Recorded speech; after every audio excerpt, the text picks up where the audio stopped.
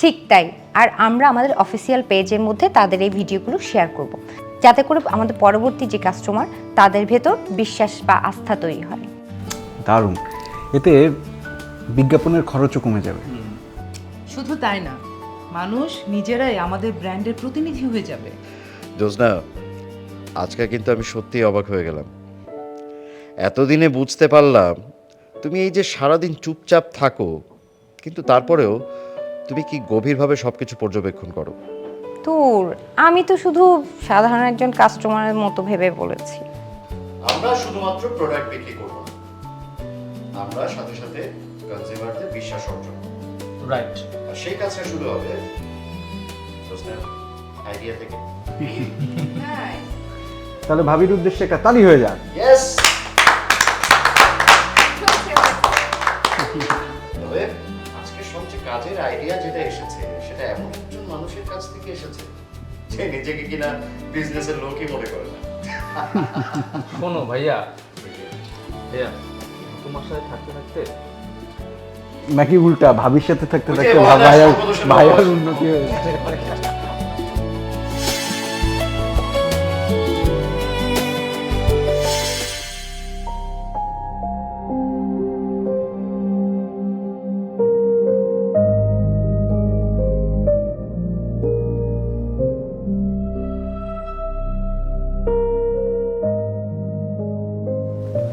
জোসনা, কি ব্যাপার? সকাল সকাল কি হয়েছে? মন খারাপ কেন? আরে তুমি তো হাসি মুখে পুরো সংসারটা একাই টানছো, আজ আবার কি হয়েছে বলো বলো।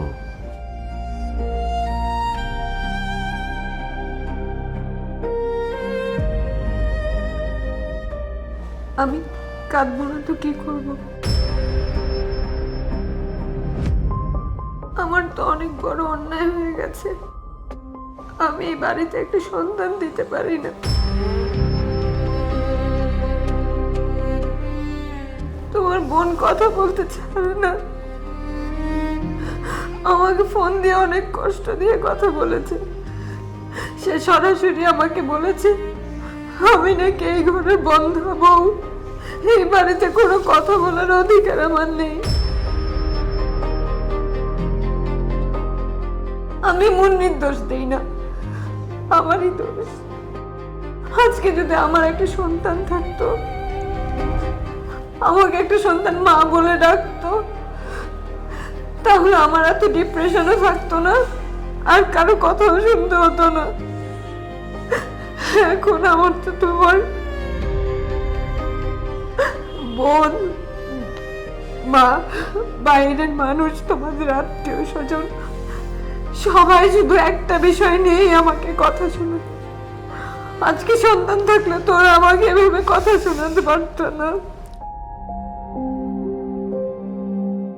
জোসনা, জোসনা প্লিজ মন খারাপ করো না।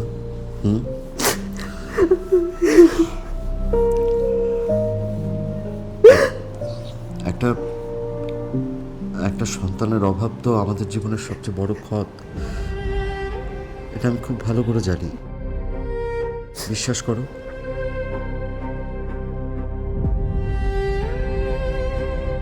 আমাদের বিয়ের পরে এই 7টা বছর আমাদের মানসিক যে যন্ত্রণা নিয়ে আমরা কাটিয়েছি, এই সমাজ আমাদের যেভাবে হেয় করেছে, করুণার চোখে দেখেছে, সেটা তো আমারও খুব কষ্ট লাগে। আমি বুঝি। তুমি বুঝো না, তুমি বুঝলেও তুমি আমার মতো ফিল করতে পারো না। একটা নারীর সবচেয়ে মূল্যবান সম্পদ তার সন্তান। আমি এমন একটা নারী যে গর্ভে কখনো সন্তান নিতে পারবো না, আমি কখনো মা ডাক শুনতে পারবো না। আমার চেয়ে কষ্ট, আমার চেয়ে তোমরা কেউ কখনো বুঝবে না। জোসনা, জোসনা, এদিক লুক, একটা না একটা কিছু হবে ইনশাল্লাহ, ঠিক আছে? আর তাছাড়া রাইয়ান, আয়নান, শাসা, এগুলো তো আমাদের সন্তানের মতোই, তাই না? প্লিজ, একদম মন খারাপ করো না। হ্যাঁ, এটা ঠিক। ওদেরকে আমরা সন্তানের মতো ভালোবাসি, কিন্তু ওরা তো আমাদের সন্তান না। পেটের সন্তান আর দেবর যার মধ্যে অনেক পার্থক্য। একটা সময় সবাই সবার মতো সুখে থাকবে, ওদেরও সন্তান হবে, ওদের সন্তান নিয়ে ওরা সুখে থাকবে। আমি আর তুমি কাকে নিয়ে সুখে থাকবো?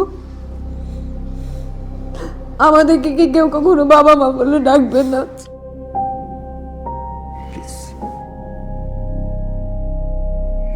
সবাই শুধু আমাকে কথা শোনায় কেন? আমি আমি কি করেছি? আমার কি দোষ? তোমার কোনো দোষ নেই। প্লিজ ভেঙে পড়ো না। তুমি ভেঙে পড়লে আমি কোথায় যাবো বলো?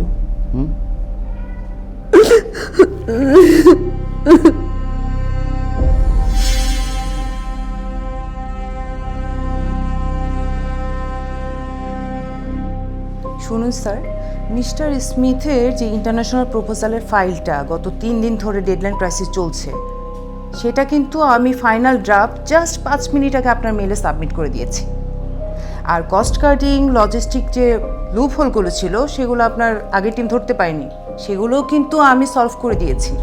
সো স্যার, এখন আর কোনো অজুহাত চলবে না।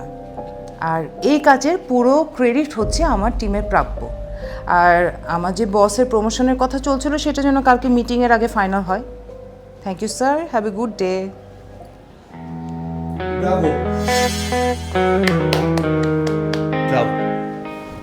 আমি স্পিচলেস। আমি এতক্ষণ দরজায় দাঁড়িয়ে দাঁড়িয়ে তোমার সব কথা শুনছিলাম। তুমি যেভাবে বসের কাছ থেকে নিজের রাইটস আদায় করে নিলে আর যেভাবে স্মার্টলি তোমার প্রজেক্টটা সাবমিট করলে, আই এম অ্যামেজড। মিস্টার আইনান, অফিসের কাজকে ভয় পেলে চলবে না। আর কর্পোরেট ওয়ার্ল্ডে ভীতু মানুষের কোনো জায়গা নেই। এখানে নিজের শ্রম আর মেধা দিয়ে জায়গা তৈরি করে নিতে হয়। I know that really well, and I also know that my wife is a real gem, এবং সেটা আমি প্রত্যেক দিন নতুনভাবে আবিষ্কার করি।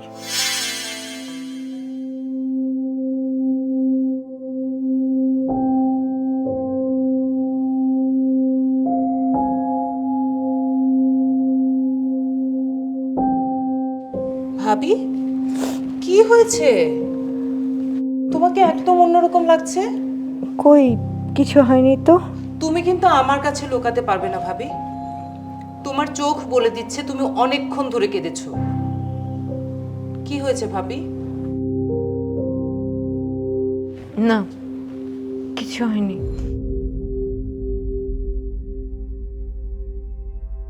আসলে শাসা, একটু আগে মুন্নি ফোন করেছিল। আবার কি বললো? কি আর বলবে, নতুন করে তো বলার কিছু নেই, ওই একই কথা। তোমার তো আর সন্তান হলো না, তুমি আমার ভাইয়ের জীবনটা নষ্ট করলে।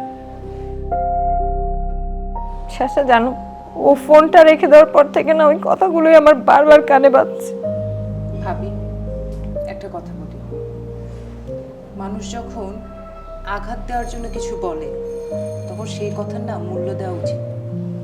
জানি, কিন্তু যখন একই কথা বারবার কানের মধ্যে বাজতে থাকে না, তখন আর নিজেকে কন্ট্রোল করে রাখা যায় না। আচ্ছা তুমি বলো তো, এই যে আমি মা হতে পারছি না, আমার কি শখ নেই? আমার কি ইচ্ছে নেই আমার একটা সন্তান হোক? আমি কি মা ডাক শুনতে চাই না? নাকি ব্যাপারটা এমন যে আমি ইচ্ছে করে মা হতে চাইনি? না, কখনো না। এটা কারো হাতেই থাকে না। আর একজন মানুষের মূল্য শুধু সন্তান দিয়ে বিচার করা যায় না। সবচেয়ে বাজে লাগে কি জানো, মুন্নি শুধু আমার নামেই না, তোমাদের নামেও মায়ের কাছে সারাদিন অনেক বাজে বাজে কথা বলে। সেটা তো নতুন কিছু না, সেটা তো আমি নিজেও শুনেছি, অনেকবার বলেছে যে 2 ভাবি নাকি সংসার সামলাতে পারে না, মাকে খেতে দেয় না। এটা কি নতুন কিছু? আচ্ছা শেষে তুমিই বলো, ও তো আমাদের ননদ, আমরা কি ভাবি হিসেবে কখনো ওর সাথে খারাপ ব্যবহার করেছি? কিছু মানুষ আছে যারা অন্যকে ছোট করে নিজে বড় সাজতে অনেক ভালোবাসে। হ্যাঁ, তারা তো এমন করবেই। তা বলে কি আমরা তাদের মতো হয়ে যাব? তাহলে আমাদের আর তাদের মধ্যে পার্থক্য কোথায় থাকবে বলো? মাঝে মাঝে কি মনে হয় জানো, মাঝে মাঝে মনে হয় আমি বুঝি এই বাড়ির জন্য একটা বোঝা হয়ে গেছে।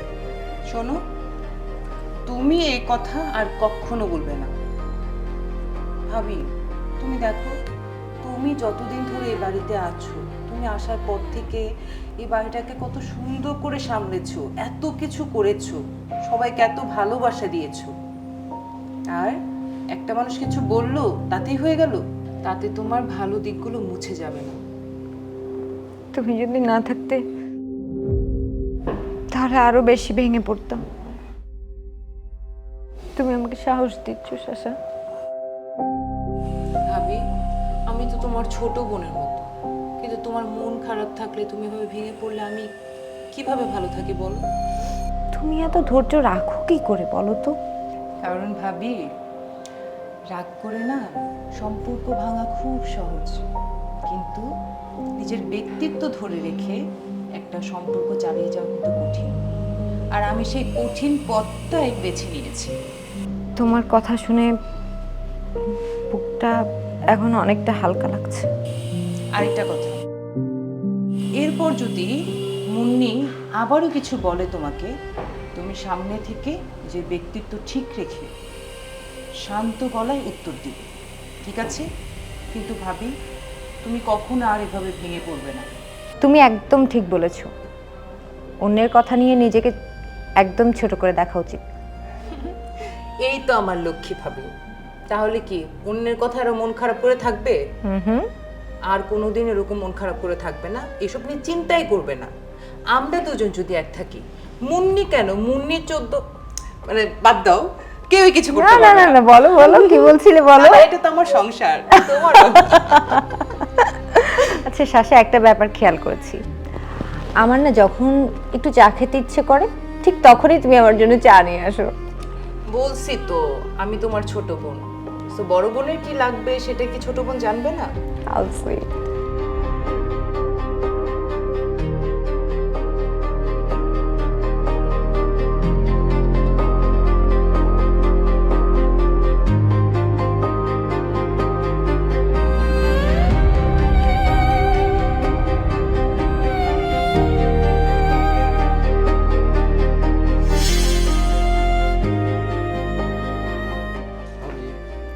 আরে হিরো, আজকে তুমি নিজের হাতে আমার জন্য কফি বানিয়ে আনছো, ব্যাপার কি? ঘটনা কি? কিছু লাগবে নাকি? ভাবি, তুমি আগে থেকে কিভাবে সবকিছু বুঝে যাও বলো? বুঝবো না? তোমার মুখটাই তো বইয়ের মতো, সব কিছু পড়া যায়। কি লাগবে সেটা বলো তো। আচ্ছা শোনো না, আমি বড় ভাইয়ের সাথে কথা বলেছি। কি বিষয়? এই আনমনাকে বিয়ে করবো এই কথাটা। ইয়েস, অবশেষে হিরো মাঠে নেমেছে। এই এত জোরে বলো না, সবাই শুনে ফেলবে তো। শুনুক। এতদিন তো শুধু বলেছো আনমোনা এটা বলেছি, আনমোনা হেসেছে, আনমোনা ভালোবেসেছে। ওরে বাবা, এগুলো শুনতে শুনতে আমার কান পেকে গেছে। এতদিন পরে তো অন্তত মূল কথাটা বলেছো। ভাবি জানো, বড় ভাবি না খুব খুশি হয়েছে। জানি, ভাবি তো তোমাকে নিজের ছোট ভাইয়ের থেকেও বেশি ভালোবাসে। বড় ভাইকে বলবে বলেছে। শুধু বড় ভাবি কেন, আমরা সবাই বলবো। তোমার 2 ভাই, তোমার 2 ভাবি সবাই মিলে বাবাকে বুঝিয়ে বলবো। সত্যি? অবশ্যই। তুমি কি ভেবেছো বলো তো? তুমি কি এই বাড়িতে একা? কিন্তু জানো ভাবি, বাবাকে নিয়ে না খুব ভয় লাগে। আচ্ছা হিরো, হুম, একটা গুরুত্বপূর্ণ প্রশ্ন করো। আনমোনাকে এই বিয়েতে রাজি? সরাসরি হ্যাঁ বলেনি, ও তাহলে নাও বলেনি। এ আবার কেমন উত্তর? ও বলেছে পড়াশোনা আগে শেষ করে তারপর সংসার করতে চায়। আর তোমার ব্যাপারে? বলেছে এখন হ্যাঁ বললে পড়াশোনার সাথে অবিচার করা হবে, কিন্তু ও ভবিষ্যৎটা আমার সাথেই দেখতে চায়। ব্যাস, এটাই তো উত্তর। তাই অবশ্যই। সব মেয়েই তো আর প্রথম দিন এটা বলে না চলো কালই বিয়ে করে ফেলি। আচ্ছা হিরো, একটা কথা বলো তো, বলো। প্রথমে কে কাকে তুমি বলেছো? মনে নেই। মিথ্যা, নিশ্চয় মনে আছে। ওই একদিন কথা বলতে বলতে খেয়াল নেই। তারপর? তারপর কি, ও কিছু বললো না, মানে এই তো চললো, কিভাবে যেন হয়ে গেল। ও, দুজনেই আপনি থেকে তুমিতে চলে গেছো, কেউই টেরই পাওনি? এইরকমই কিছু একটা ধরে নাও। ওরে বাবা, প্রেম তো দেখে অনেক দূর এগিয়ে গেছে। আচ্ছা, তুমি কি ডেটে গেলে ঘড়ি দেখে আগে পৌঁছে যাও? হ্যাঁ, একদম। আর ও কি করে? মাঝে মাঝে ওর একটু দেরি হয়ে যায়। ইচ্ছে করে করে? না ভাবি, ও সত্যি সত্যি কাজ থাকে। ওরে বাবা, এখনই তুমি উকিলের মতো ডিফেন্ড করা শুরু করে দিয়েছো। কারণ ওকে না আমি খুব ভালো করে চিনি। হিরো, তোমার একটা রোগ হয়েছে। কি রোগ ভাবি? আনমনা রোগ। এটা আবার কেমন রোগ? এই রোগ হলে পৃথিবীর সবাই ভুল হতে পারে, শুধু একজনই ভুল হয় না। আচ্ছা, বিয়ের পর যদি আনমনা তোমার উপর রাগ করে? তাহলে আমি ওকে বুঝিয়ে শুনে মানিয়ে নেবো। যদি 3 দিন রাগ করে থাকে? তাহলে আমি অপেক্ষা করবো। আর যদি রাগ করে গিয়ে সোফায় ঘুমায়? তাহলে আমি সোফায় ঘুমাবো, দুটো বালিশ। ইস, বিয়ের আগে এই অবস্থা, বিয়ের পরে তো তুমি পুরোপুরি বউয়ের দলের রোগ হয়ে যাবে। ভাবি, আমি চাই ও যেন হাসে। বুঝলে হিরো, তোমার এই একটা কথাই বলে দেয় তুমি ওকে কতটা ভালোবাসো। যে ছেলে নিজের জেদের কথা না ভেবে প্রিয় তোমার হাসির কথা ভাবে, সে সংসারও সুন্দরভাবে সামলাতে পারে। ও যদি সত্যি তোমার জীবনে আসে, আমি নিশ্চিত তোমরা খুব সুন্দর সংসার করবে। ধন্যবাদ ভাবি। হিরো, ধন্যবাদ দিলে কিন্তু আমি রাগ করব।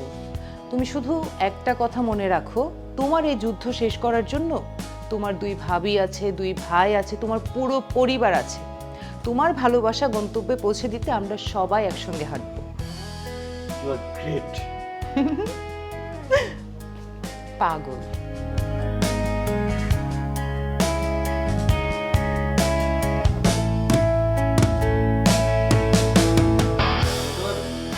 কি ব্যাপার তরিকুল, কিছু বলবে?